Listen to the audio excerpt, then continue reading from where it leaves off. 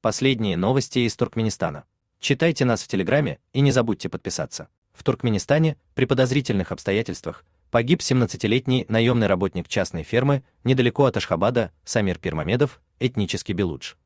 Родственники погибшего считают, что причин сводить счеты с жизнью у юноши не было. Его убили и сымитировали самоповешение. Однако его работодатели утверждают, что парня никто не трогал, и это он сам залез в петлю. Самир родился в 2007 году в Марийском вилаяте. Его мать инвалид по слуху, а отец Мухаммед Пирмамедов отбывает срок в колонии. Самиру вместе с братом Санджаром рано пришлось искать работу. Поскольку в их родном вилаяте вакансий мало, братья, как и многие их земляки, уехали в поисках трудоустройства в Ахалский вилаят.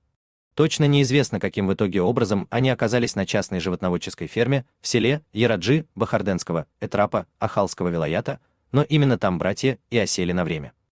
Пасли овец и верблюдов, заготавливали траву, убирали загоны для скота, работали на земле. Владельцы фермы предоставляли своим работникам помещения для жилья, давали еду. Братья надеялись на заработанные деньги купить себе телефоны. Самир с Санджаром проработали на ферме всего около 3 недель, после чего Самира нашли повешенным на кипах с сеном. На следующий день его тело, завернутое в палас, привезли в родное село в Марийском вилаяте. Родственники погибшего считают, что парня убили, изобразив самоубийство. Никаких причин сводить счеты с жизнью у юноши не было, но зато на его теле родственники обнаружили различные повреждения.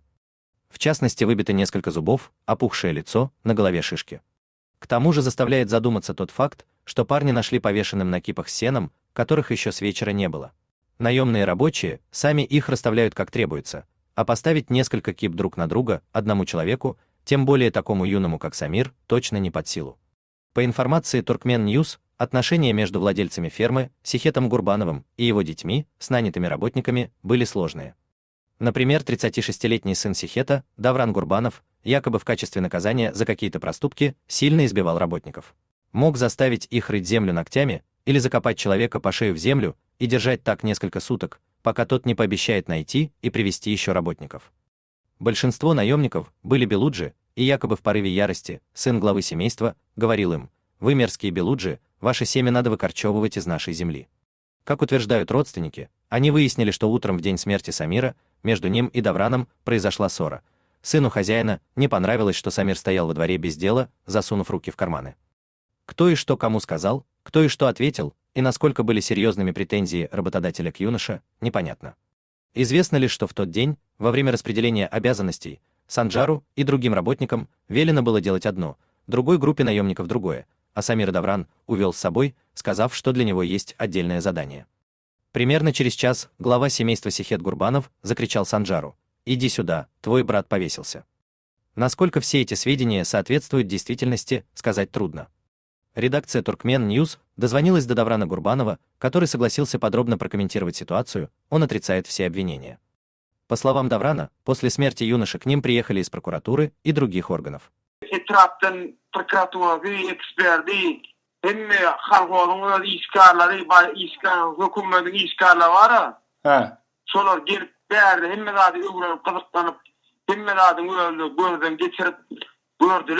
Силовики отдельно поговорили с каждым работником, включая брата погибшего. Никаких претензий к условиям труда ни у кого не было. На ферме никто никого никогда не бил и даже не ругал. Работники прокуратуры велели Санджару ничего не бояться и рассказать все как есть, на что парень якобы заявил, что не имеет ничего против работодателей.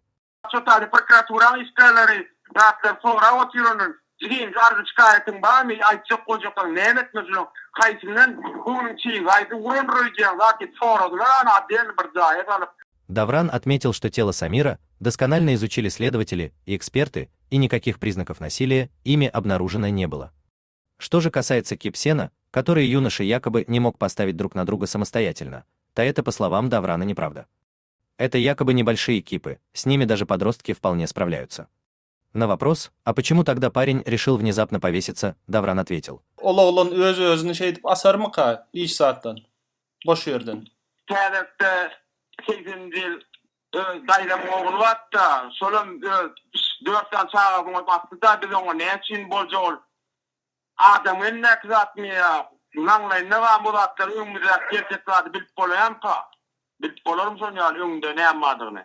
Давран также подтвердил, что братья работали всего около 3 недель. Отработав полный месяц, они собирались вернуться домой, так как у них в селе начиналась посевная.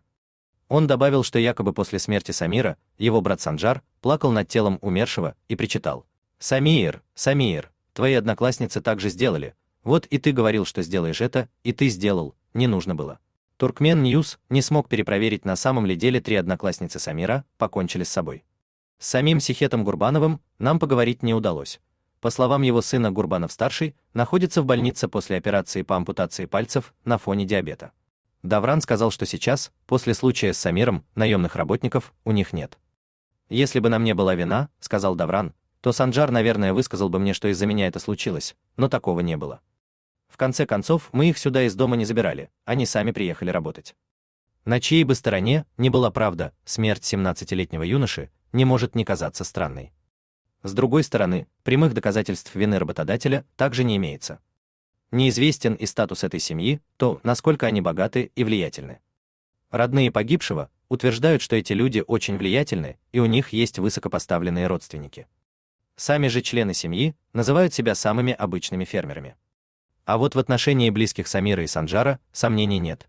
Их семья настолько бедна, что соседи, приходившие на 40-дневные поминки, приносили с собой коврики и кирпичи, чтобы не сидеть на голом полу. Этим людям надеяться не на кого, даже на правоохранительные органы, которые, по некоторым данным, приходили к ним домой и требовали прекратить называть смерть Самира Пирмамедова убийством. В недавней истории с другим Белуджем из Марийского вилаята, Аламуратом Худайрамовым, органы прокуратуры топорно покрыли преступления своих коллег из МВД. Напомним, его подозревали в распространении наркотиков и объявили в розыск. Молодой человек сам пришел в полицию, чтобы дать показания, а спустя 3 дня его тело с многочисленными следами пыток вернули родным. На родственников Худайрамова после публикации продолжения сильно давили, а они, как и родственники Самира Пирмамедова, хотят лишь справедливости. Быть может, это видео увидит сам президент Сердар Бердымухамедов и возьмет оба случая под личный контроль? У вас есть интересная новость, и вы готовы ею поделиться? Пишите нам в секретном чате Телеграма. Мы никогда не раскрываем свои источники и гарантируем вам полную анонимность.